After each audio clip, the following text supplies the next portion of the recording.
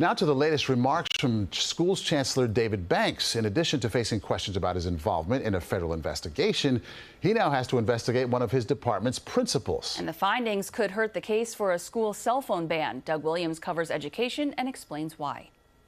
City Schools Chancellor David Banks held his first press conference of the school year on Friday. Banks turned the focus to Brandeis High School on the Upper West Side, where a lockdown had been put in place Thursday due to reports of a gun, which police say turned out to be a very scary false alarm. That's traumatic just to even hear it. Banks and department officials say they're investigating a communication breakdown at the school. They say that while the principal did the right thing, ordering an immediate lockdown, parents weren't notified immediately. We have a system where every principal is supposed to communicate with their parents.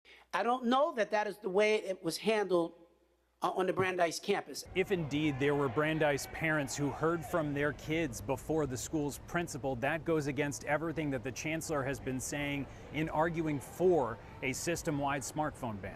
The number one reason and concern around a cell phone ban always has to do with, if you have an emergency, how do parents communicate, or how are parents communicated with? They should not have to rely on being in touch with individual children. One parent we spoke to, who declined to be interviewed, gave us a timeline. The email from New York City Public Schools to parents arrived at 12:59 p.m. It said the lockdown had ended back at 11:29 a.m.